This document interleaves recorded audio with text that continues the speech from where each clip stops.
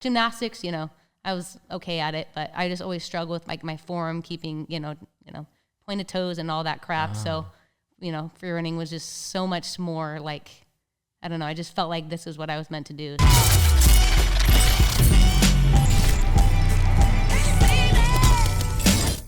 What's up, guys? Today's guest is a member of Stuntwomen's Association, Tempest Freerunning, and is an 11-time female world champion at the Red Bull Art of Motion. Please welcome to the JAMCast, Luci Romberg. What's up, everybody? What is up, gangster? How are you? I'm so good. How are you? I'm amazing. We were just reunited at work a couple weeks ago, so I'm glad I could bait you into this. I know, right? Well, I've been wanting to do it. I just forget to hit you up like, Travis, I want to come and hang out. So. I appreciate it. It's the curse of the Stuntwoman, which is you're busy all the time most times. Well, so. Everyone thinks you're busy, but then you're just sitting at home twiddling your thumbs, This is true as well. Yeah. I get some people that are like, oh, I didn't call you because I thought you were busy. I'm like, that's the worst thing ever Totally. to say. You could still text me, at least, hey, are you around? Exactly. And if anything, I'll just suggest someone good to replace me. So, yeah, exactly. And then get the credit for 100. that recommendation. That shoot was brutal the last night. I don't know if it was my brutal. Finger. Did you? Narayan stepped on my finger. Oh, I remember you saying that. You were angry. I remember you being like, Narayan stepped on my finger. You know what's crazy to me is the last night when we shot at Union Station, we not only had a night shoot that went to 7 a.m., but Union Station, I don't know if you saw all the crazy people that were in and out of that place. I went into the bathroom. There was a guy fully with shaving cream over his whole head, was shaving his head and taking a bath in the sink, right? And I told Guy, I was like, man, this place is dirty. What are we doing here? I caught a viral infection that turned into a bacterial infection. What? From that shoot. And I swear it's because the entire night I didn't want to fight. So I was like, Guy, just drag me across the ground. So I'd have him just pull my leg and drag me across the ground. And I think I was just touching dirty shit the whole night. Ended up literally having to go on antibiotics for almost a week. Are you okay now? I'm all good now. Yeah. I went to my doctor. I'm like, do I have COVID? They're like, no. They're like, what is going on? And they're like, were you exposed to bacteria and stuff? I'm like 100%. Yes, I was. Union Station, Los Angeles. Yeah. Well, dude, when we had to take our masks off to fight, I'm like, dude, we're getting COVID. There's people walking by, hundreds of people. I was like, whatever. Sketchy figures. Yeah, so I'm sketchy. Like, this is insane. Yeah. So yeah, good old Union Station, right? So crazy. But it was cool to be reunited with you. I don't think we've worked together since Transformers. Well, we did that AGT thing with Chris. Short commercial. Carnell, for a day, but... Shout out to late Chris Carnell. Yeah, dude, I'm so grateful that I got to be there that day. And, 100%. Just hang out with him for even a few hours. He was just... He was Chris, which was he made us laugh and was just doing his thing. Yeah, just do whatever you guys want. He's the best. Yeah. I remember we went to lunch on our own and we're like, we'll be back. Yeah, we'll be back later. But predating that, I feel like the last time we worked together on the same show contractually was... Yeah. T4, Transformers 4. Dude, who was it that fell through the... Sam Locke. Dude, that was so gnarly. I was running by the bus. I was like, oh yeah, what is going on? Because you were falling out of that too. But I'm a pussy. I jumped out way sooner than Sam. Yeah. Also, I would have done that. Thank you. I am no hero. Come on. I actually just did an episode of Stuntmen React for Corridor Digital, and we talked about that scene and we pulled it up. And when he's falling, everyone else is already on the ground. I'm like, this guy is such a gangster. Because it was being raised. That's right. Yeah. I jumped out at maybe 4 or 5 feet off the ground. He landed from on his fucking side, right? 10 feet high. Oh. The problem was that when we rehearsed that gag, there was no windows in it. When we showed up on the day, it was limo tint. So when it raised up, you don't know how high. We didn't know if there was people under us. We couldn't see underneath at all. It was a nightmare. I don't know if you remember that scene. I talk about it sometimes, but on take, I think we did 6 takes and 5 takes, someone went to the hospital. Even Steve Brown got cut on the head, went to the hospital on one of the takes. Yeah, it was literally dropping like flies, where the last people in the bus was me and I think Ming or Li Jing, one of the two, and then Danny Boyer, who was clipped in. Yeah. But literally people were just dropping like flies in that scene. Dude, I'm so lucky I was just running by. You had a fun time on that job. I remember at one point they were just stay out of sight and just hide. Yeah, don't let Michael Bay see you because he'll fucking send you home if you do. Okay. People don't realize on that movie, we literally had a group of stunt people that showed up on set from the airport. Michael Bay saw them and was like, what are these people doing here? They're like, they just arrived, sir. He's like, get them the fuck out of here. And they got sent home. Flew home. It's unbelievable. Yeah. It's things we do, guys. Memorable experiences working with Michael Bay. Yeah, I'm glad I checked it off once, and now I'm done. Yeah, for sure. It's not definitely something I'd love to do again. I wouldn't say no, but you think long and hard about it. Yeah, I would just like to see if there's other offers on the table first. You know what I'm saying? Can I get back to you later? Yeah, it's so crazy. And what's crazy is that like if you flash back to probably when we first started our careers, we would be dying for any opportunity to make that amount of money. Oh, totally. You know what I'm saying? And like work on that kind of show, like dream come true, and then you get there, you're like, oh. But we had fun. Like that was like my first time in Chicago, so I fell really in love with downtown I really Chicago. enjoyed it. Yeah, it was really. We got to come back a couple different times. Didn't we? I think I went to Detroit also. I went Chicago, and then they sent me to Detroit for part of it. Okay. You maybe weren't in Detroit because that was where we made the Chinese scenes. So they replicated China. Was that giant silos there? Yes. Dude, I was there. Oh, were you there? No way. Doing nothing. I was like, you guys were all, And then we did like a scene where they rebuilt downtown Chinatown, and we blew up downtown Chinatown in a winter. I think I was gone for that. Yeah. But I remember like some big ass silos and you guys running around and Alice Ford doing crazy shit. I jumped out of a moving car on that one, and I like watched the movie back, and I'm like, dude, you can't see half it the at things all. I did in that movie are not even in the cut. Yeah. That movie was crazy. I went to the hospital on reshoots on that movie. For what? They brought me in for reshoots as like a hookup to give me an extra day. They're like, you went so hard, we're trying to just give you a hookup. Yeah. I show up, the hookup is a 30-foot ratchet Like thanks backwards. And something went wrong where they didn't release the tension on my line. And I basically tacoed into my line. the wire? 30 feet backwards. And I went numb head to toe for half an hour. Dude. Yeah. I've done that before, but only like 5 feet back. And I was like, I'm not doing that again, actually. Like I did it twice and I was like, something needs to be fixed because I'm not going to do that again. Like and it hurts so bad, literally 5 feet back. I cannot imagine. 30 feet. Like, did you break your neck? I didn't break my neck, but I basically compressed my neck and my discs to where I thought I was paralyzed. I literally thought I was paralyzed, and they had me laying on the ground, and they were like, give us a second. There's a wardrobe malfunction. I'm laying on the ground. I'm like, bro, I'm not numb. going again. I can't go again. I'm numb, guys. Yeah. I had to do it once more after. Did it change or? I think it was just so numb at that point Yeah. that luckily once I got feeling back, I was like, dude, I need to go home. Like I'm concussed or something's wrong. Yeah, it's not something's very normal. wrong. You know what I'm saying? So. But you didn't have to like any severe injuries. Luckily, of all the ones, considering that I went numb head to toe, I didn't get carted off on a stretcher on that one. Funny enough, so which is crazy because in our careers, I feel like we have like hundreds and thousands of friends in the stunt community. Mm-hmm. Pretty much like 99% of our friends have never actually had to go in an ambulance off of set. Yeah, really? I don't a lot of my friends. Yeah, much. I've only had once. Which I was going to ask you about, and that had to be. Is that also the one that you won a Taurus Award for? Yep. So, which is so crazy. At least you won something for it, right? Take two, guys. Yeah. Yeah. I mean, of all the accolades and things that you've won, I would say that one is one to be very proud of. In 2014, you won a Taurus World Stunt Award for Best Overall Stunt by a Female Was it Performer. 2014? I think. Was it 2014? Maybe 2013. I don't 14 remember. for sure. All right, thanks, Tom. Oh, yeah. 2014. Thanks. Yeah, Taurus World Stunt Award. For, Yeah, you're right. You're right. Best Overall Female Stunt. Mm-hmm. And I won't give it away, but can you just kind of set up what exactly that gag was? So I got called it was Susan Perkheiser. She's a member of the Someone's Association. And she's like, hey, have you ever done a car hit before? I was like, no, I haven't. She's like, okay, cool. I'll get back to you. We're going to try. It's kind of gnarly. It's in a bodysuit, like, up and over. We're going to try to find someone that has car hit experience. I was like, okay, great. Like, I don't want to do that anyway. Totally. I was like so hungry back then, but it was 2012. And so I get called back like maybe a week later. I'm like sitting in hair and makeup and she's like, hey, are you still available for that car hit? And I was like, yeah. Like, just not really it's thinking the pre-Transformers about, times, yeah. Correct. Yeah. And so, and then I find myself out in Atlanta, like, had I known then what I know now, I wouldn't have done it. The bodysuit that they had me in was literally a death trap. It was like hard foam. And like wardrobe worked with me a lot, like trying to cut down the foam and like so I could lift my arms like even a little bit. Oh, but dude, it was like so you had no movement, zero movement, like whatsoever. And so I was just like a sack of potatoes, just a paperweight, literally. So, I think there's better ways to do car hits now. We all know. Yes. So I did it once, and I kind of rolled off the side of the car. Like it wasn't what they're looking for. Like I hit the windshield, but it kind of like just kind of slipped off the side, you know? So I get up, I see the coordinator. I was like, I'm about to have to do this again. Yeah. Sweet. I was like, oh my God, I survived. I'm alive. Like, oh my God. I had every pad in the world on, like every pad in the world. But you knew it wasn't a thumper enough that they wanted another Correct. one. Yeah. That's So the I was worst. like, That's oh, the worst feeling. Totally. So I was like, okay, all right, let's do it again. So, I just got blasted the second time.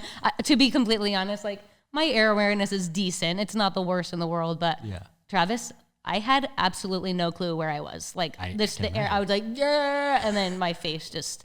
And what injuries did you sustain? I only had a split open forehead. Stitches, staples? Yeah, I had to go to get in the ambulance. Yeah. Like it was pretty gnarly. I'll send you some pictures so you can post it up if people want to see it. Yeah, please do.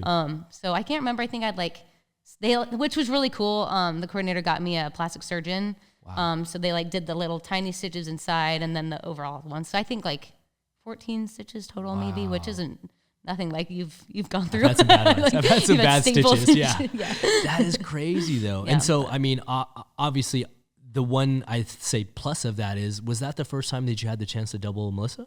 Yeah, that was the first time. And that was identity theft or identity thief. Yeah.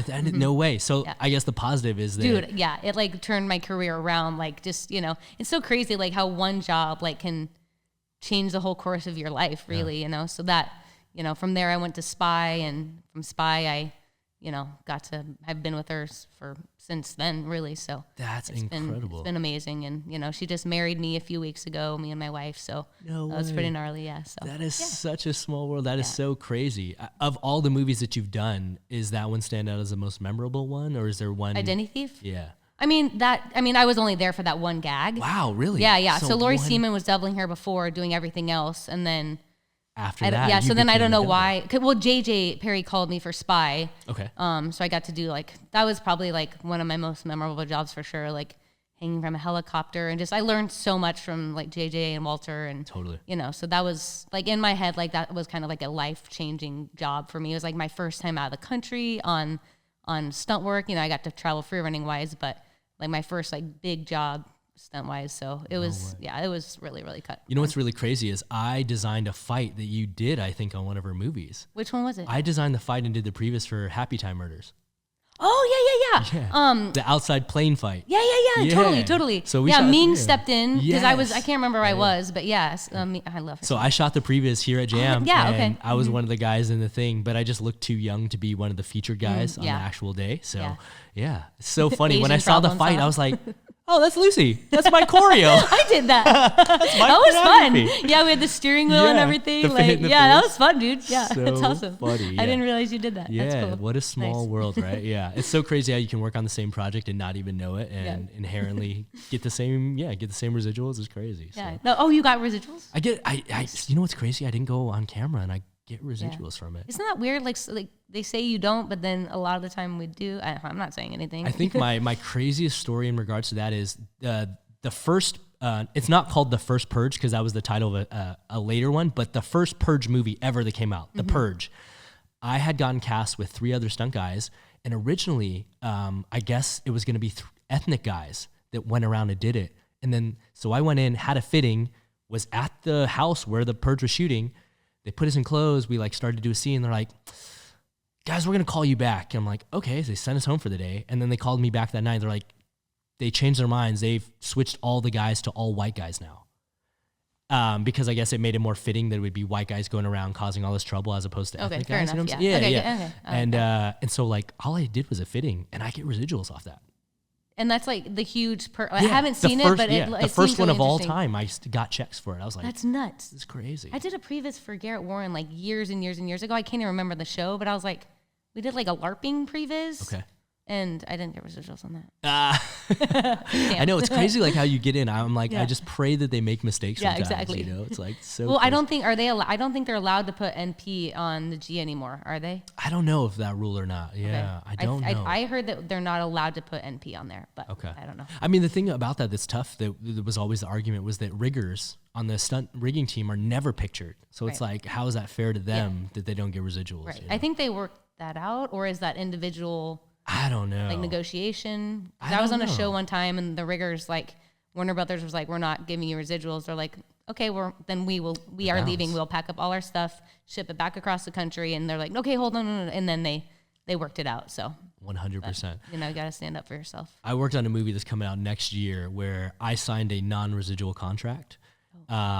Because we technically didn't go on camera either. It was like we did animation style previses where they copied our previs. Okay. Yeah. You were telling me about that the other day. Okay. And dude, if they make a mistake on that one, bro, I'm going to be caked out so hard. But you had to sign it, right? Yeah, like, we signed we're a gonna thing, get someone else but if you I'm don't just sign it. praying that they mess up because that movie is going to grow so much money. Sick.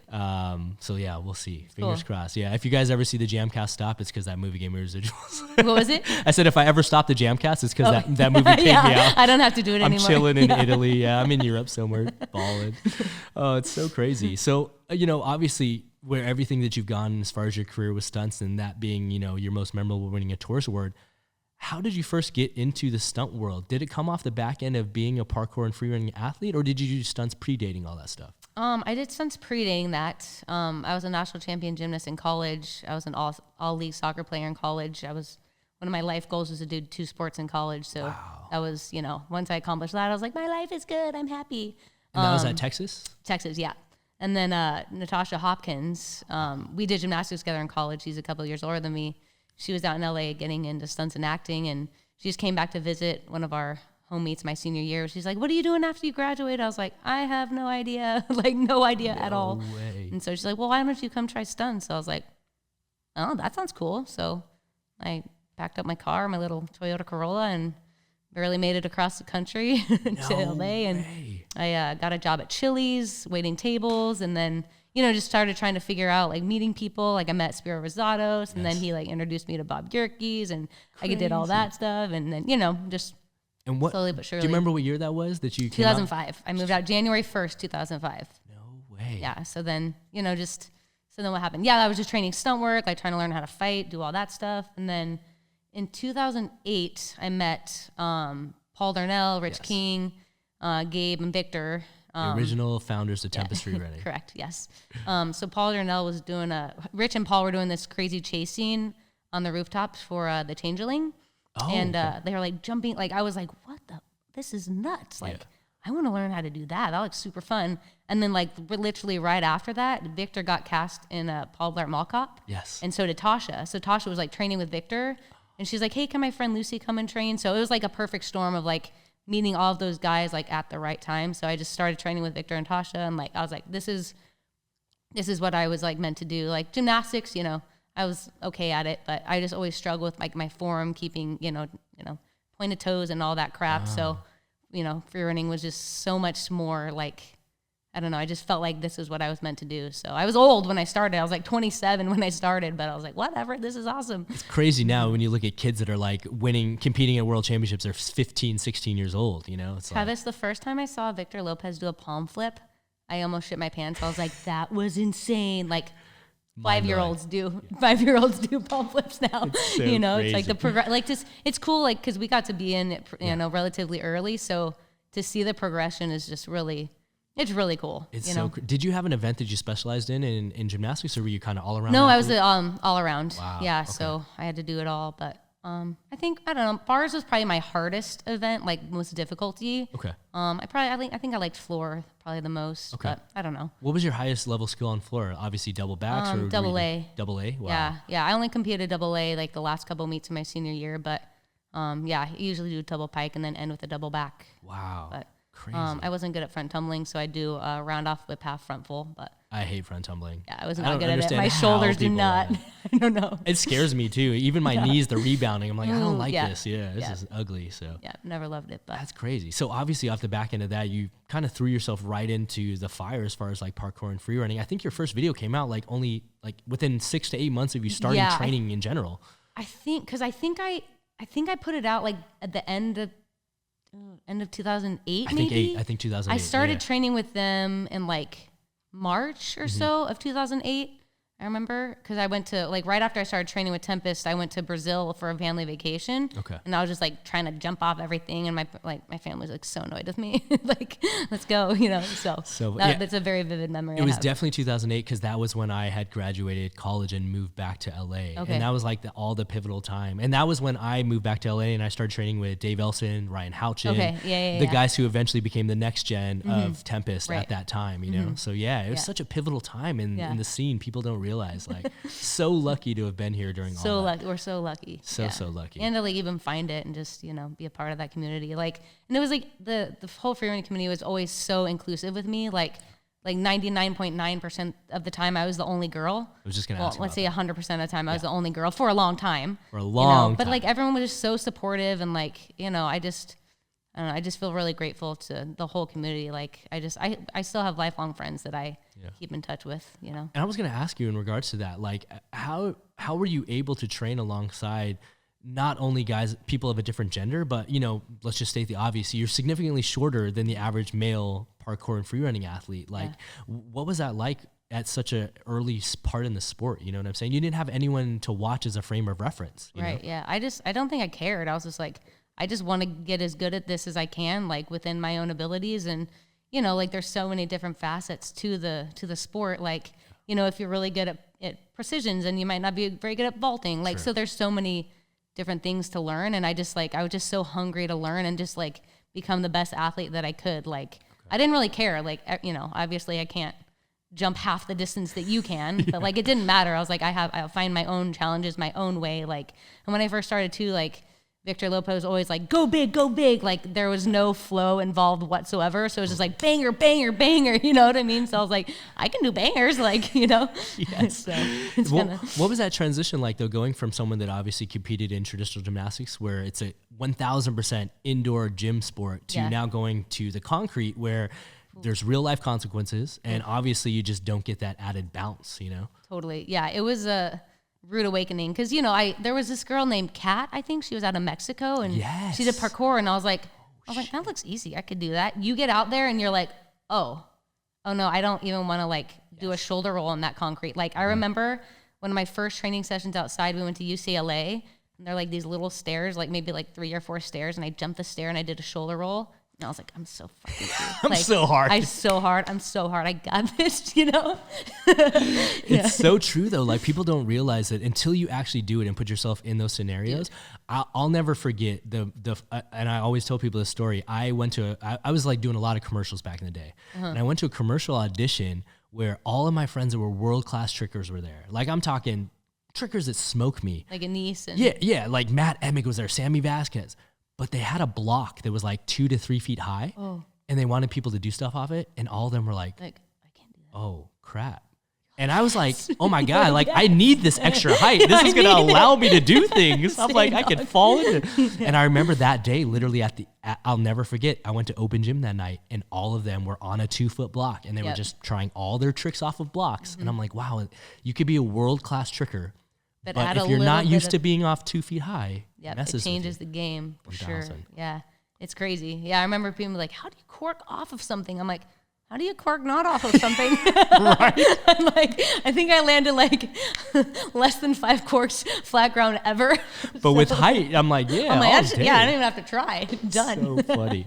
So one thing I've always wanted to ask you is, where did the nickname Steel come from? Oh, girl. Who gave it to you, and how'd you get it? Because I know Gabe's. I know the Jaywalker one, right? So so Gabe gave it to me. Okay. So when we were first started training, you know, I was like trying to be a part. Like, I wasn't on the team or anything yet. Like, I was like trying really hard to like get on the team, whatever the hell that meant, you know. I was like training with him a lot, but Paul Darnell started what's called Steel Nights, so Steel Reserve. Do you know Steel Reserve? Of course. Oof. Many college nights with Steel Reserve. Oh, it is the worst. Yeah, it's high alcohol content. It tastes horrible. It's so bad. Like, even thinking about it now, like, makes me want to. But so I drank a Steel Reserve, and like, I drink a lot more now, but I didn't drink much back then. And so I remember I had a Steel Reserve. We went downtown to Beauty Bar. Do you remember that? I don't know if it's still around, but went down to Beauty Bar, and we were getting out, walking through the parking lot, and there were some guys like doing shots of Crown. I was like, yeah, I'll do a shot of Crown.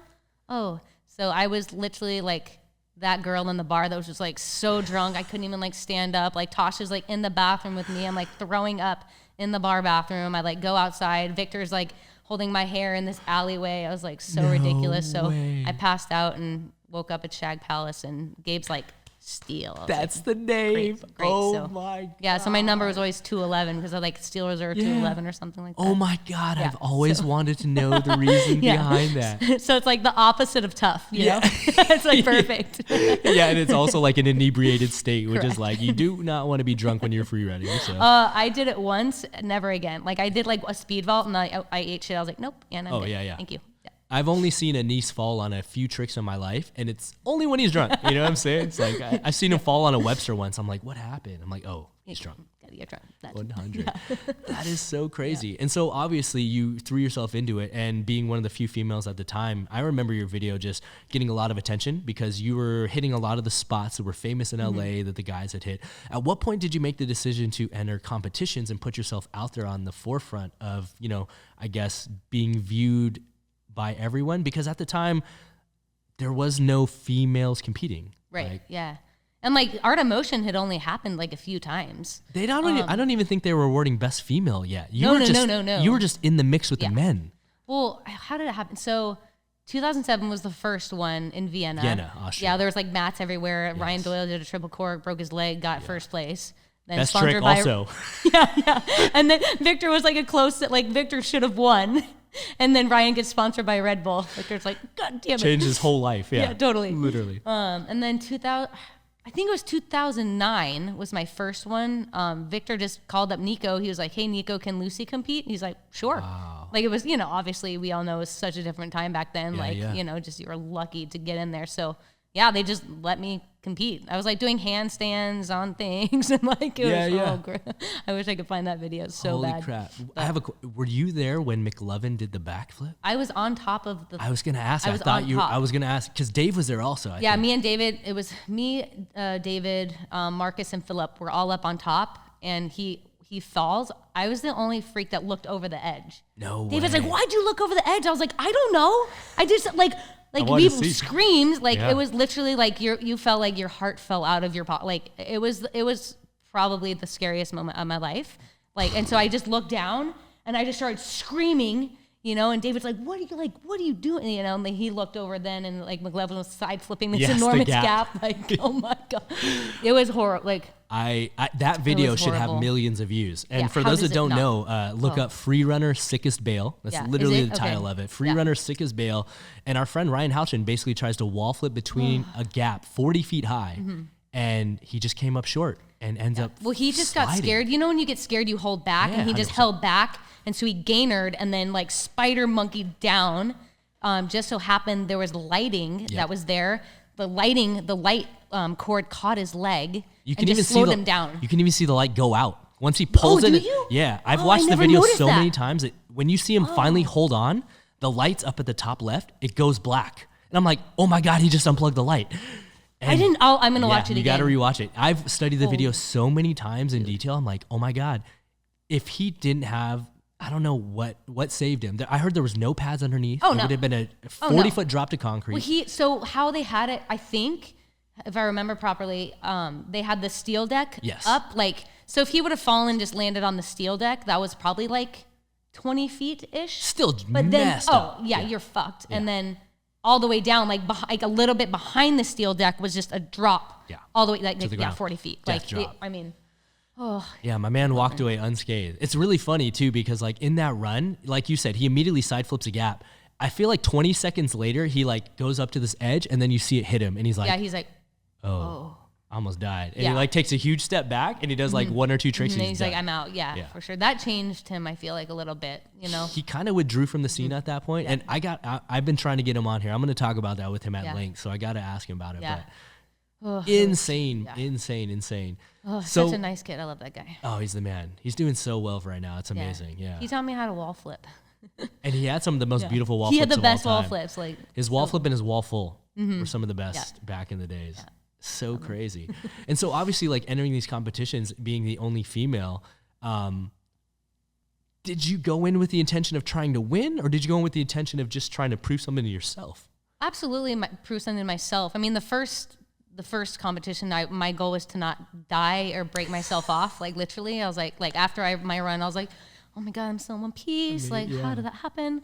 But then after that, I just wanted to have fun. Like, you know what I mean? Like, I just wanted to prove to myself that, that I was improving and that, I was just progressing in the sport. And, that's kind of really for me what it's about is just if you love something, you work at it a lot. And then over time you get better and you progress. And that was just kind of my goal, was just to get as good as I could, personally, and just have fun. Like I got to travel the world with like some of the greatest athletes, like, you know what I mean? So I don't know. It was just probably one of the best times in my life, just getting to do that, travel, and just, I don't know, just so thankful. We were back at a time when Red Bull was really putting a lot of money. It wasn't just Red Bull Santorini back in the days. So Santorini came later, right? Yeah, exactly. Right now, people just associate Art of Motion as a one-time single-off event that happens once a year in Santorini. But I was fortunate that I got to be the live MC, because this was before they were even televising them. So I just got to be like the hype guy. Yeah. And I remember it was so cool. I remember going to there was a U.S. tour. We did like Tampa and Boston. Yeah.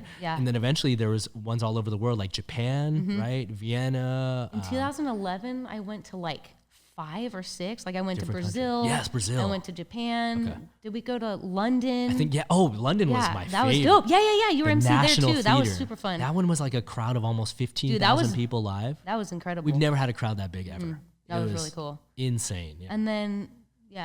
And then you guys, did you go over to Kuwait?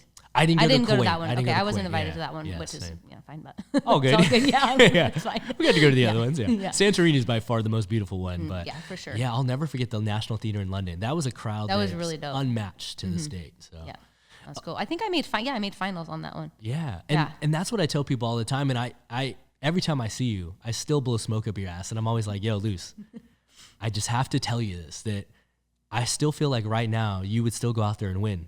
I feel like you could still compete against all the girls in the female, and it's no disrespect to any of them. They're incredible athletes that we have now. For sure. But I feel like you were such a pioneer in the sport, not only because you were one of the first females, but you didn't allow gender to hold you back. Like you threw down runs that were judged enough that you got into the finals based off of your score. Not because it was we need to qualify 3 females for a female final. Right. You actually made top 16, top 8, you know what I'm saying? Yeah. I think how many? I can't remember how many I competed. I think 11. I competed in 11. I made finals 6 out of those 11 times. And Nutty.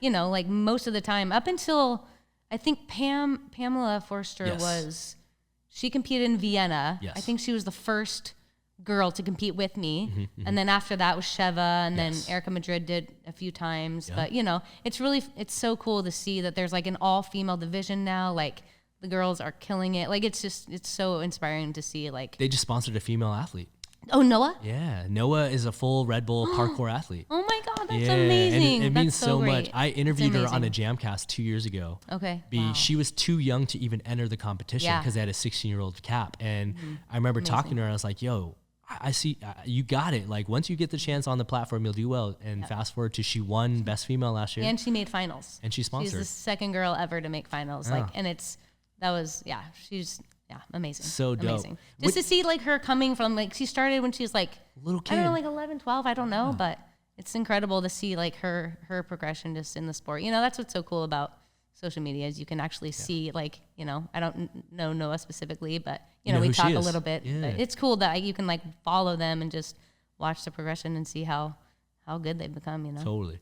Yeah. From someone that was a 2-time collegiate, a 2-sport collegiate athlete that competed at a high level, what was the sense of nerves comparatively in parkour competitions comparative to a gymnastics competition? Was it similar? Was it different? I think it was more because gymnastics, the environment's always the same, right? The beam is always 4 inches wide. The floor is, I don't know how big it is. Some of those factors are always the same. I mean, different gyms, different ceilings, different whatever, but the equipment is always the same. I forgot about that. So, and there's, mats everywhere, but for free running, I think just those competitions, I think I was just so nervous. I couldn't eat a few days before. I was cranky and just the stress was so worth it. So worth it. Once you're done, you feel you can fly. You're I overcame my fear, and it's not if it was easy, everyone would do it. Totally. So it's to have the courage to get up there and, stay safe and represent your country in a way, and represent Tempest and, just represent females was like, I don't think at the time I really realized it, but it was a big opportunity for me. And I hope that I could, I inspired at least a few people to start training and know that they can do it too. I'm 5 feet tall. Like nobody's as short as I am, guys. Totally. Like, and, if you put the time in, if you love something enough, then you can do whatever you want to do. Yeah, as I get older, that's one of the biggest regrets I have is just never having even tried to enter it because I got caught up so much into being the host. I was like, dude, I got the easiest job ever. Too. Yeah, and I was like, why would I even want to compete when I get paid to just talk? Correct. And I have the best view. I would have switched with you for sure. Dude, at one point, I felt like I was like robbing everyone. I'm like, dude, I'm getting paid more than the winners get sometimes. And I'm like, I don't have to risk getting hurt at all. This is crazy. Well, it's, you have your talent and, it's the gift of gab. Yeah, exactly. Hey, yo, if it was easy, everyone would do it. See? That's right. Come on. Oh, no, it's so funny. And you know what is really funny is that Transformers is what year was that? When we did Transformers, that is the year that I passed it off to Frosty. Oh, was that 2013? Whatever year it was. But basically, long story short, I was supposed to go to Santorini to MC. And for some reason, I was just having a lot of fun in Chicago and everything. And I was like, guys, I'm going to stay on this run. Mm-hmm. I don't know why I did because eventually I ended up leaving that movie early because I hated it. It was so crazy. But I remember distinctly calling Nico and going, yo, there's only one guy I know of that could take my spot, and his name's Frosty, and he deserves the chance to do it. You changed his life so much. It's amazing. It's so clutch. Like so cool to see, Yeah, it's awesome that you were able to pass the torch on to someone that's so, I love Frosty so much. Same. He's such just a good, wholesome person. I feel like he's so wise beyond his years too, And he put in so much time into the sport before it was popularized that he deserves it. He's been doing it longer than any of us. Any of us. And he's still, that to me was the coolest thing that came out of that whole thing is like, no one ever wants to give away their job and their money, but if you do, you want to make sure that goes to the right people, and it's 1,000% gone. Was he considering Frosty, or you like you should use Frosty? No, I straight up said his name. I straight up recommended it. Maybe he'd consider it, but this was like before they were dating the sisters. This is before all this stuff. You know what I'm saying? Yeah. So it's so crazy. They're like family now, like literally. Yeah, it's crazy. Literally family. So Nico keeps hitting me up to judge. I just haven't been able to. So. You should. I know I would be there. It just, just schedule wise hasn't worked out yet. But I'm like, Nico, please keep asking me. Like, I really want to do it. It's terrifying. Like, I judged in Sweden one time, and it's a lot of pressure. Like, you want to do, like, the athletes are throwing down so hard. Like, they're so committed. Like, you want to give them their due diligence. You want to, do a good job too. But it's a lot of pressure, honestly. It's obviously the one thing that's always up for debate every year is like, why didn't so-and-so make it? Like, who did this judging and scoring?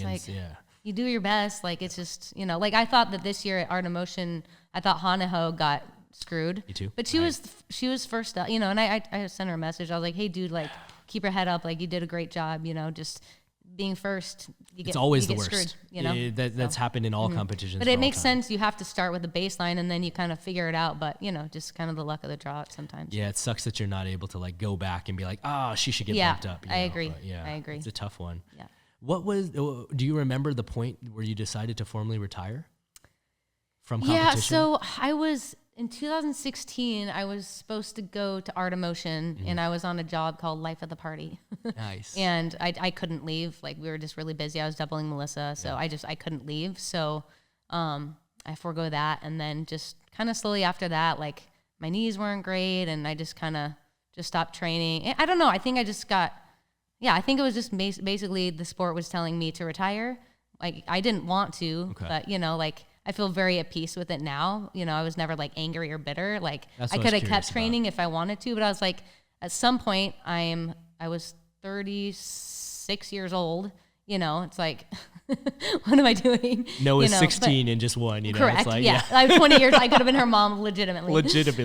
So I think I was like, okay, well, my body, like, can only take so much. Like, I think I want to focus now more on stunts and, like, making a career. I mean, I already had somewhat of a career, but, I think I just was like, I need to focus on that aspect of my life. Because, for me, like, free running was not, like, monetarily lucrative, stunt work, that's how I make my money. So I was like, okay, I need to save my body on this side and focus on this side. So, I felt very good about that decision. It wasn't like one day I was like, I'm retired. Like, it just kind of like over time, I just kind of, stopped going to the gym. And, like whenever I do go in the gym still, like, my knees feel great now. Like I do a lot of yoga, like I run. Like before when I was free running, I couldn't run long distances. Like I can run a lot now, which I'm like, thank God, you know? Yeah. But so I do really miss it, but you know, it's all good. You know, I felt like I had a good run and I gave that sport everything that I had. I mean, I broke my fucking femur. Like, you know, I did, you know, I felt like I got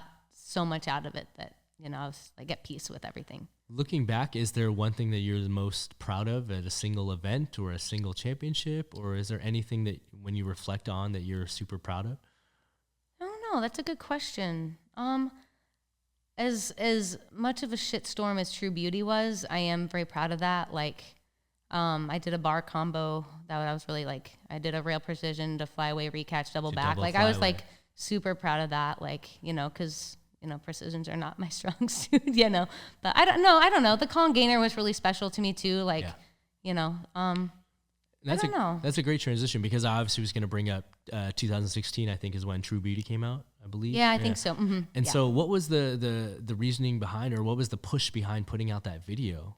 So my goal was I had an eating disorder in college and I wanted to try to give back in any way that I could. And this is the way that I knew how, is to basically show people that everybody struggles with something.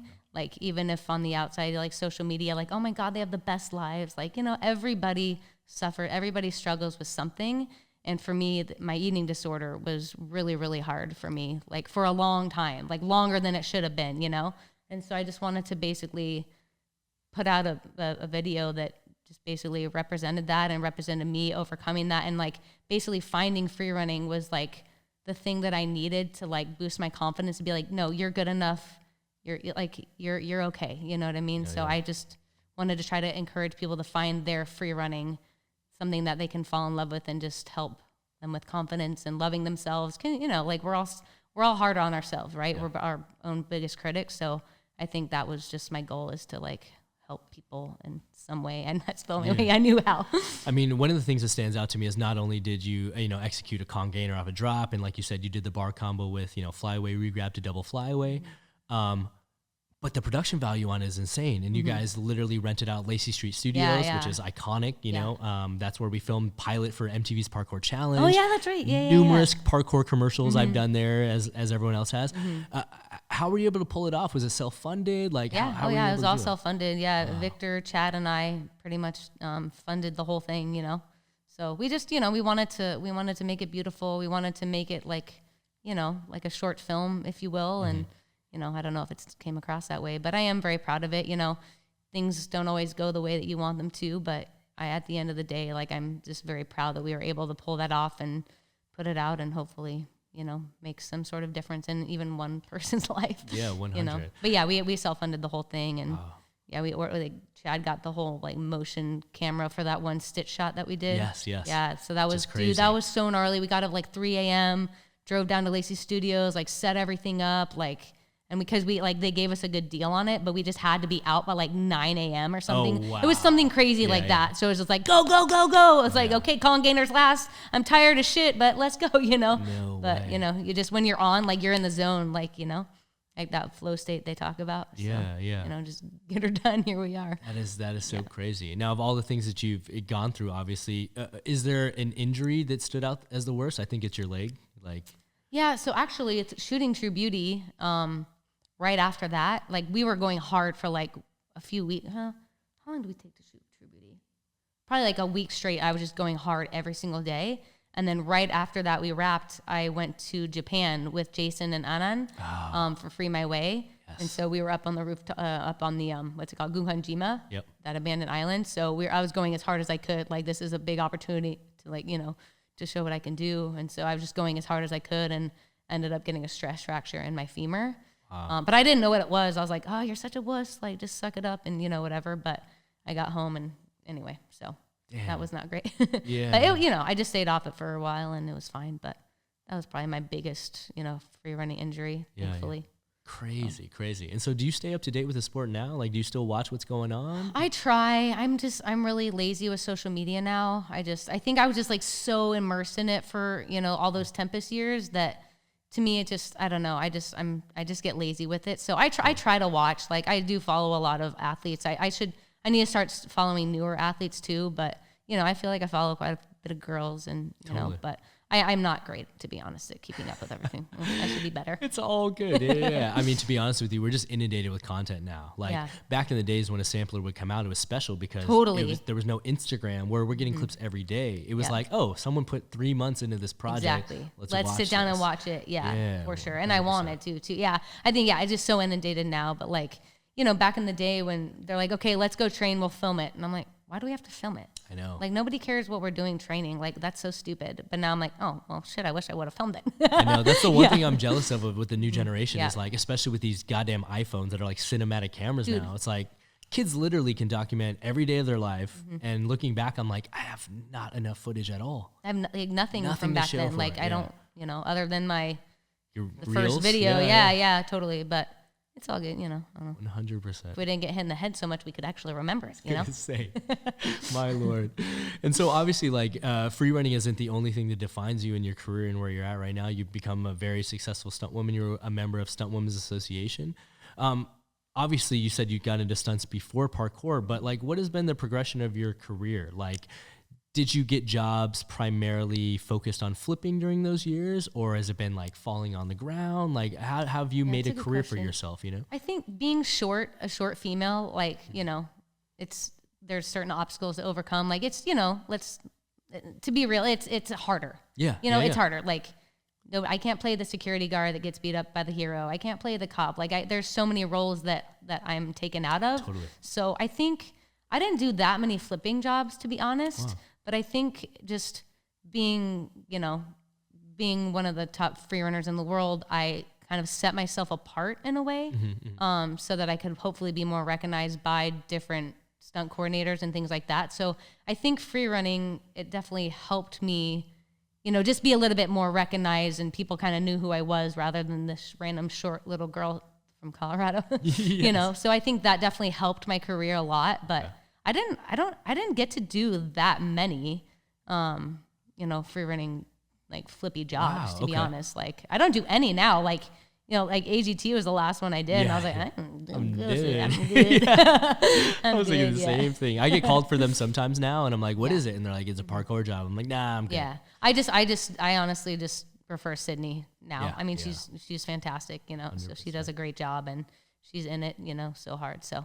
But also too, like, there's something about, like, passing on the torch to the next generation. It's like, you can only be selfish and keep this for so long. It's like, we were lucky we had so many people help us along the way. So it's like, let's pass the torch and give someone else an opportunity, Totally. Shine. So. And now obviously with Sydney being one of the, athletes within the team right now and stuff like that, were you able to have the chance to train with her? Yeah, I did. Okay. We got to train together for several years, and I love Sydney. Like, we had so much fun together. Like, we'd always, like, push each other. It wasn't like a weird competition thing. Like, it was just, honestly, just two good friends just going out to train just like anyone else, and just pushing each other and teaching each other things, because, we both have our separate styles. So, totally. I really enjoyed the time that I got to train with Sydney. Okay. It was awesome. Yeah. I miss it. Yeah, and one thing that does make it unique is that you're not only a member of Tempest, but you're also a member of Stuntwomen's Association. And so I feel like that's one thing that a lot of people are curious about, just, listeners of the show and our audience is, how did you actually get into the association? So there's, specific requirements that you have to meet. You have to, be a, professional stunt performer for a certain amount of time. You have to make a certain amount of money, all this stuff. And so the way that it works is within the group, someone can nominate you. Yeah. And then, it's a long process, but they can nominate you, and then the whole group has to vote to let you in. So basically that's how it goes. And it's really nice to have, like, a sisterhood there. Like, we don't get to see each other all that much, but I really try, if someone calls me, I really try to recommend within the group if it's appropriate. So, try to have each other's backs in that capacity. So, okay. Yeah. That's super cool. Do you know how many years you've been in that now, or? I think I had got in like 2007. Oh, wow. Was it that long? No. Oh my God. No way. I'm so full of it. It had to be more like 2009. Okay. Yeah, it had to be more like 2009. Wow. So, long that time. Is wild. Yeah, you've been there for a long time. Holy crap. I'm like doing the math. I'm like, that is quite a long time. And I did Peter Pan at Disneyland for 10 years. Did you really? Yeah. I didn't know that. Yeah, the Fantasmic show. No way. What'd you do?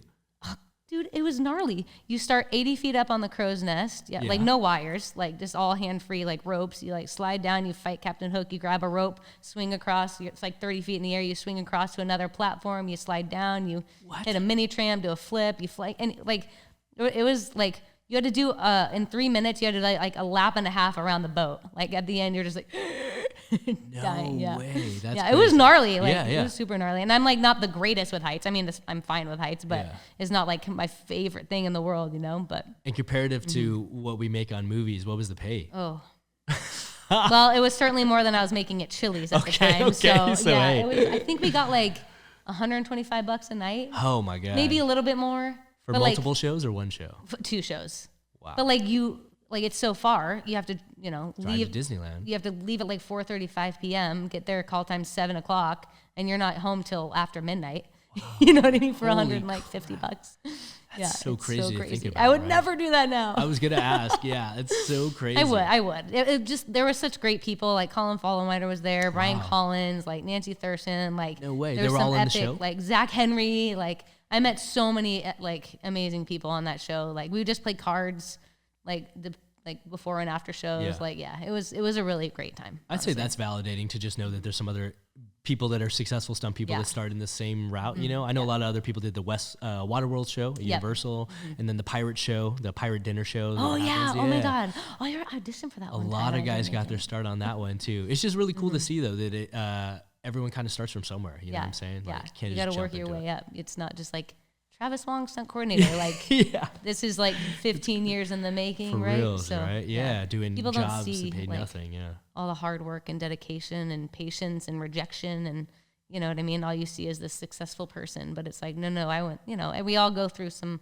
hard times. Like even now, you know, I don't know about you, but I'm like, oh, I hope the phone never rings again. You know, I try not to stress about it. Like before, I would just like really freak out, like like nobody's ever gonna call me. But now it's like, whatever. Like I'm just gonna continue with my life and just be happy and you know, it's all good. If the phone rings, awesome. Oh no, I don't want to do that. Okay. Yes, you know, exactly. it's just like nice to be able to choose now. Like I don't want to work for that guy. Like I don't, you know, he doesn't inspire me to, to not break my face again. I tell people that all the time is like, you want to get to the point where you can afford to turn down jobs that are ones you don't want to do and you don't need to do, you know? And then like you said, the passing of the torch is really cool. I get called for a lot of gags now where I've talked about it in recent episodes where they're gnarly and the coordinators, I'll tell them like, nah, I don't need that demo reel clip. Like, I'm good. Yeah. And the response is always that it's not that, they just don't trust the new gen. But at the same time, I'm like, well, the only way to trust them is to give them a chance. Exactly. You know, we were all those people one time that got a call to do their first car hit. Yeah, your first car hit, your first stair fall, like your, you know, first whatever. Exactly. So, yeah. Yeah, it's so crazy to think about. And so obviously with everything that's going on right now in the world, are you in Melissa's contract? Are you her permanent double on all of her shows? I'm in her contract. Like they have to call me first. So it took me a long time to get the balls to be able to negotiate my own contract. So I'm at the point where I'm double scale. Like I have no money break, like no, like schedule break. I've had a lot of help with this, new deal. But yeah, so I feel my value is not in performing and doing Melissa's stunts. My value is knowing her and knowing what she likes, what she doesn't like, just the way that she moves. Like, so my value is in knowing how Melissa is and what she needs, you know? So 100%. That is such a cool and unique thing. And just from someone like myself that's been in stunts for a long time, that's something I never had the chance to do just because, from an ethics perspective, there's very few actors for me to double. Right. And so the fact that you have been able to get to that point is a blessing. You know, it's such a blessing, Travis. Like I can't, it's more than a dream come true. Like I couldn't even dreamt it. Yeah. You know what I mean? Like it's so much bigger than that. Totally. Like, and I just, yes, I worked hard. Yes, I did all these things, but a lot of the time it's luck.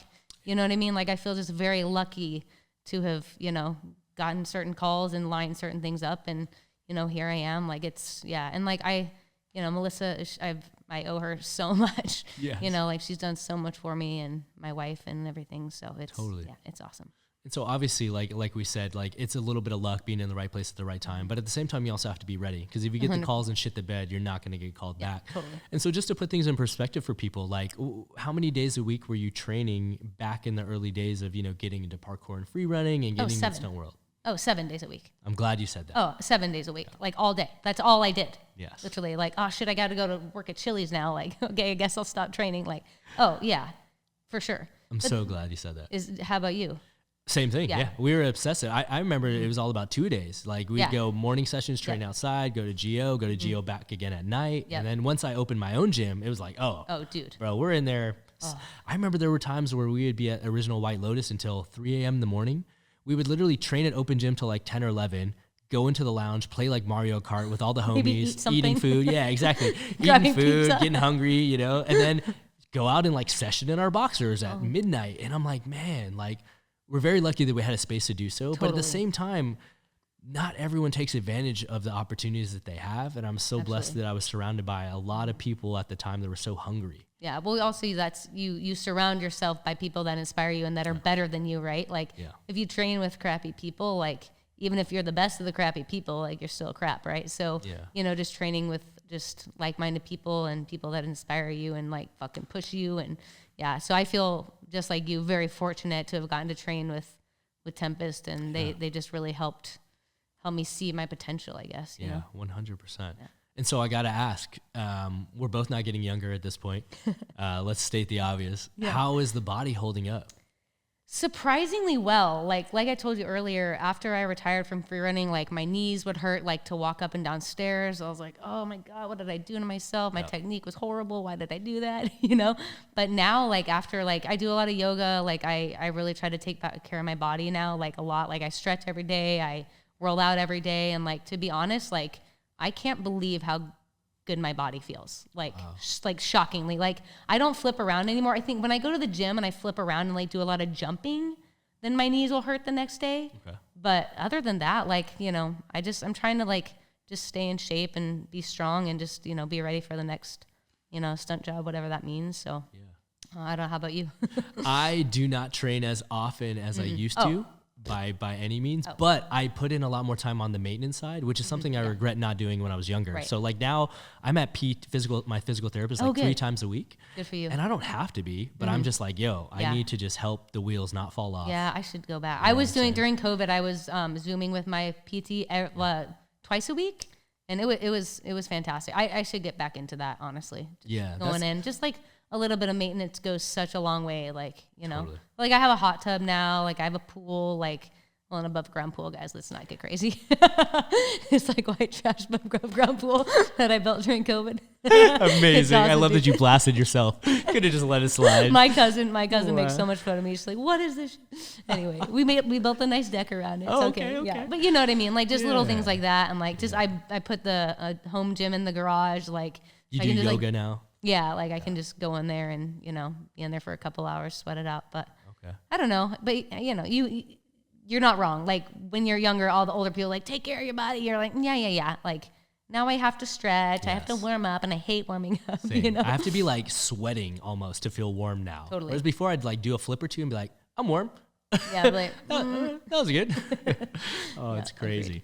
So obviously, like, one of the things that makes your story so unique is that not only are you in a very male-dominated sport in parkour and free running, but stunts in general is, you know, obviously we have Stuntwomen evolve, but I would say that it's a very masculine-driven industry in a lot of ways, you know.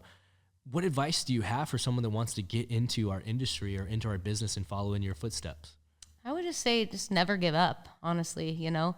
There was few times in my early career that I was like, God, like this just isn't working. Like, I don't know what I'm doing wrong. Like, is it me? But like, no, it's not you. You know what I mean? Just be a cool person. Don't have an ego. Like, just leave that at the door. Like, nobody wants to be around that.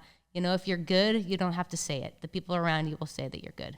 So, you know, just be humble, be hungry, and just, if you have a goal, just literally just never give up. And just like you said, we were training 7 days a week. Like, you know, we have the luxury of not having to do that anymore. Should we still? Probably yes. But, you know, we also have our lives, and like, which is so cool too. It's like, I don't like stunts and free running is not my whole life anymore. Like I have a whole another world that like, I am like just so happy in just where I am. So I don't know. Yeah. Just never give up and be a cool person.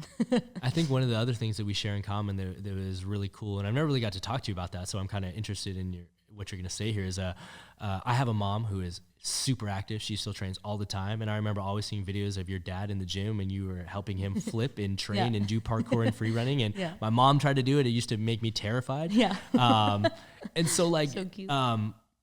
do you think that you'll try to flip?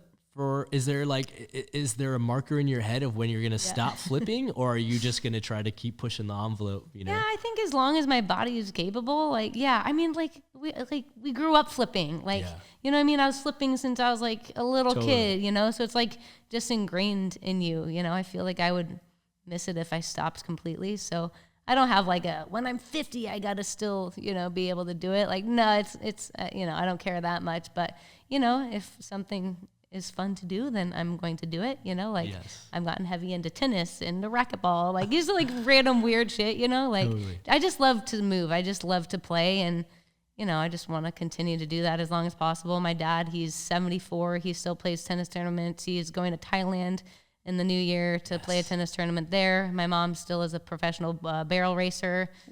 She's getting into, roping now. So, you know, anyway, I think it's just once you stop, you can't stop. What's the say? You know, like, Once you, if you don't use it, you'll lose it. Right? Exactly. Totally. So it's like, I think if, you know, just stay inspired by something. Like if you love something, continue to do that, and, you know, don't get lazy. Like, you know, it's easy to get lazy sometimes, and, you know, I think it's good to take a break. Like, let your body rest. Like, example, my parents and my gymnastics coaches would freak out every year after state finals. Every single year, my parents would require me to take a month off of gymnastics. And my coaches would just be like furious, but they're like, no, she needs to have a little bit of time to recover and to be a kid for 2 seconds, you know? So I always really appreciated that. Like, I hated it back then, but like in hindsight, I thought that was really good. So, you know, listen to your body, and, you know, just do what inspires you and what you enjoy. Like, life's too short to not do, right? 100%. That's like the best thing to say. Yeah, totally. And so, obviously you have accomplished a lot of things, and I don't want to make this completely about this, but I do notice this gigantic thing on your ring, on your finger that is blinding me over here. It's ridiculous. I just went shopping for jewelry the other day, and I'm like, dude. Did you go to Inkta? Into Gems. This is so they cleaned this. No way. How did you guys hear about Into Gems? Okay. Yo, I can't believe you know Into Gems too.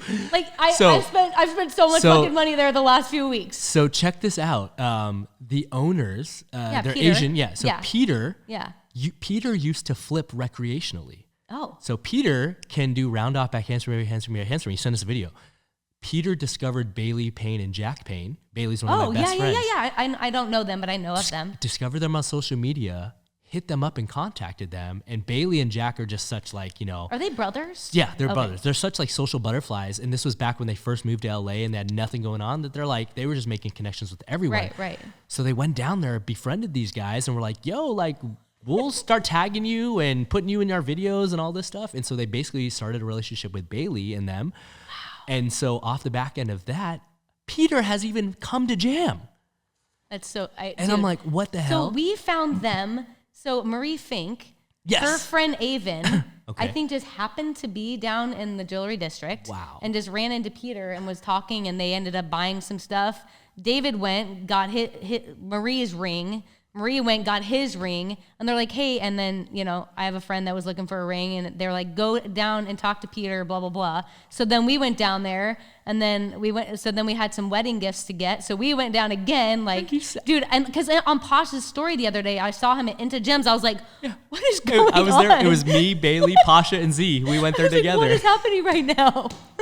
Dude, that's so weird. What a small world. Like, and Peter it's such and them different. are gangsters. Yeah. What'd you say? They're gangsters. They're little diamond gangsters. Peter and them made Michael Phelps' wedding ring. Yeah. And he was like showing me pictures of his family with Michael Phelps. I'm like, who are you guys? Yeah, that is so weird. What a small world. What a small world. That's so weird. But you know what is the coolest thing about it is it's all bound by movement, by the fact that Peter found Bailey off of that, and like it is all connected, like in a way. Like, yeah, you're right. Holy it's so crazy.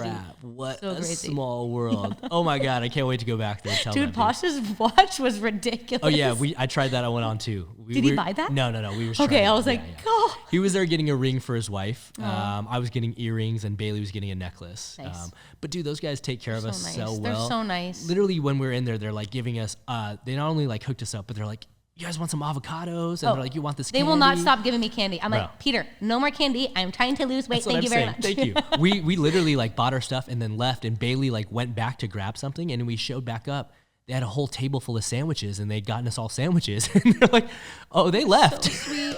They got us sandwiches too last time. Like, they're so sweet. They're the best, yeah. Dude, that's so weird. Wow. It's so weird. Yo, if y'all need jewelry in Los Angeles, into Gems, downtown fashion district, let us know. What's the street? It's on Hill Street? Yeah, it's on Hill Street. Yeah. But make sure you look for it. There's so many jewelry shops down there, but many. Into Gems, Yeah, Into Gems. I follow them on Instagram, so look on my account, check them out. He like sent me a Christmas card. No way. Oh, he's so sweet. Yeah, Dude, amazing. So weird. What a small, incestuous world, right? Holy crap. What a small world. But yes, I got married a month ago. So long story short, my wife, which is weird because I was engaged to a man. That's a whole nother podcast we can talk about. But I was engaged to Chad for a long time, and then that ended. And then, long story short, Don is Melissa McCarthy's costumer. So we worked together a ton, and then just, eventually fell in love. And so cool. She's the best thing that's honestly ever happened to me. Like, I'm like, wait, I can be treated like this? Like, oh, this is like a real adult relationship. Whoa, weird. Like, anyway, I can't say enough good things. Yeah, I mean, I'll say this. You seem so happy. I'm so happy. When I talk like, to you, it's cool. It's hard to when people know you one way and then they're like, then you're another way. Like, it's hard. Like, but at the same time, like, I'm old enough now, I'm mature enough now. I'm like, I don't really care what people think. Totally. Like, I'm so happy. Like, that's all that matters. Like, that's the goal anyway. Like, everything we do in life, every single thing we do is looking for happiness, right? So, like, to me, I'm not a religious person. To me, that's the end goal, is just to literally be happy. And, humans are complicated. Like, things are hard, things suck, things are tough. But at the end of the day, like, I found my person, and I just, even though it's in female form, she's my everything. I'm so jealous. I'm jealous of the fact that you're so happy, but I'm also jealous of the fact that you have someone that you can work with in the same industry that you understand. But totally. I think you hit the nail on the head. Like, people have asked me for the longest time, like, what are you working so hard for? And I'm like, yo, for me, the purpose of life is find happiness. And I feel like some people never find it, and others find it and they don't realize that that's what they were searching for. Mm-hmm. And then they continue down a path that's, detrimental to them, trying to find other things. Mm-hmm. But yeah, to hear that you're happy, that's the coolest shit in the world. Thank you. So stoked for you. But I mean, you work so hard because you love it also. True. You know what I mean? Like, we are so fortunate. Like, we're not 9-to-5ers. Like, not that there's nothing wrong with that. Obviously, just a different path. But, I just feel like in college, I thought that I was going to be a personal trainer making $30,000 a year. Like, you know what I mean? So, like, I don't know. I think until Tasha told me to come do stunts, like, I didn't even think about dreaming that. Like, you know what I mean? Like, Hollywood was so far out of, like, the imagination. Like, I could never do that. Like, who am I? I can't do that. Like, didn't even dream of it. Look at this face. This is a face for radio. Like, I can't, So, just even, just put it out there. I think too, just some people don't have that. I don't know what it is. Like, it's fear, I think too. Like, I have a bunch of friends that are like, God, I'm so, like, I wish I got to do what you do. I'm like, well, you could have. Just try. You could have, just like having the courage to, like, just do it. I don't know. As I get older, that's one thing that I tell people is I have a lot of regrets in my life from when I was younger where I didn't take a chance on myself. Mm-hmm. And I think it was because of fear, because of societal limits where, I tell people all the time, like, one of my biggest regrets is not trying to play basketball longer. And it was because I didn't really see any representatives of Asian basketball players in the NBA. And so you don't even think that it's possible, really. Fast forward to, like, I saw Jeremy Lin have one of the most incredible runs in the NBA and set records. And I'm like, dude, the fact that some little kid's going to see that, or the fact that some little kid's going to see me on Red Bull, or they're going to see me on Instagram, like, hopefully it inspires other kids to just know that anything is possible. Literally anything. And I think too, now, do you think, like, with social media, I think hopefully kids are realizing, like, as much as I hate social media, I feel like it's good too. Like, I think kids hopefully are realizing that you don't have to go and be a cop. You don't have to go and sit behind a desk. Like, there's so many, like, you can create the world around you, like, does it take a lot of work and time and effort and all those things? Yes, it does. But however, that's part of the process. Like, that's part of the journey. Like, how much fun, like, was it to, like, even just struggle? Like, as much as I hated working at Chili's and, like, driving down to Disneyland, like, it was just part of that journey. Like, part of that just, like, building block to get you to, like, the next step and be like, and, like, I don't know, just, like, seeing like no end in sight. Like you just like the sky is the limit. You know what I mean? You can do anything. I don't know how to. It's allowed us to appreciate things so much more. That's what I'm looking for. And it's not to say that like people that are born into wealth or things don't appreciate what they have, but definitely the struggle and the journey has made things so much more impactful now. I'm so thankful to be in the position that I'm in and to have these incredible friends and relationships and the career that we both have. It's dude, how fun is your life, bro? Like, how fun is your life? Like, I'm going to Costa Rica next week, like just to hang out with some friends for a week. Like, I mean, the fact that we could get together on a Thursday morning because we're both free enough to sit down and do this. Like, and it's not to down talk on any of my friends, but I have some friends that work 9 to 5s, traditional jobs where they're working the corporate ladder. And I see that they look forward to getting drunk on the weekends. Oh, yeah. Because that's the highlight of their week. Yeah. Like half the time, Travis, I'm like, what day is it? That's what I'm saying. Like, I literally have to look at my calendar. I'm like, what day? Like every day is a weekend, you know? I'm like, I could go do anything. I'm going to go to Miami next week. You know what I'm saying? It's like we have the ability to do so many things and we're blessed. Yeah, we are very, very blessed for sure. Amazing. So this is one question I always ask everyone before we get out of here. And curious what your answer is going to be. So where do you see yourself 5 years from now? And then where do you see yourself 10 years from now? Oh, girl. Okay. 5 years from now, I'll probably still be in LA. I'll probably still be doing stunt work. Okay. I still feel like I have a lot of stunt work left. Okay. I started getting into a little bit of coordinating. I'd like to explore that a little bit more, as scary as it is. And you know, you're the boss in charge of all everybody's safety and you know all that stuff. But I think I'd like to explore that a little bit more. And honestly, in 10 years, I'm hoping to be retired. Like I don't, you know, as much as I love California, I love LA. I have so many friends here. I want to be by the water. I can't afford to be by the water, like whether it's a lake or the ocean. Like I was in Australia for 6 months this year and got to like wake up every day and like see the ocean. It's just like I didn't realize because I never gotten to live by the water that just how soul invigorating it is. Like it changes. You're just like happy immediately every day. Like, you know, so I think that's a goal of mine is to live in some sort of body of water. I know it sounds weird. We have a similar goal. I literally find myself driving to Malibu like once a week and I just go sit on the sand alone. Totally. I go sit, eat lunch, and I get in my car and I'm like, oh, dude, I do that also, bro. It's so true though. It's so true. Just, I don't know what it is about the ocean, but so yeah, I definitely won't be in California forever. So we'll see. I don't know. Maybe have some good investment things happening. I hope. God, I don't know. I'm not good at that either. But so I don't know. I think I'll still be married to Dawn and be happy. And I think just family is really important to me too. So just trying to spend more time with my niece and nephew up in Portland. So I don't know. Just traveling, we both love to travel too. Yep. So, just see the fucking world, bro. Yeah. Hell yeah. That's my goal in life, to just see the world. Well deserved. I think the retirement plan is not something far-fetched, and it's not something you should shy away from. You've put in a lot of time, and we've put a lot of miles on these bodies that we've talked about and stuff like that. And more than anything, I really appreciate you coming through. This is one that I've wanted to sit down for so long because you just been such an instrumental and pivotal figure in parkour and freerunning world. But also just like, someone in my life that it's just really cool to see the progression of like you said, just from where I first met you to being on set with you a couple weeks ago and just being like, damn, she just looks so happy. It's like, that's the most rewarding thing for me, is to see all of our friends just, living their best lives. Exactly.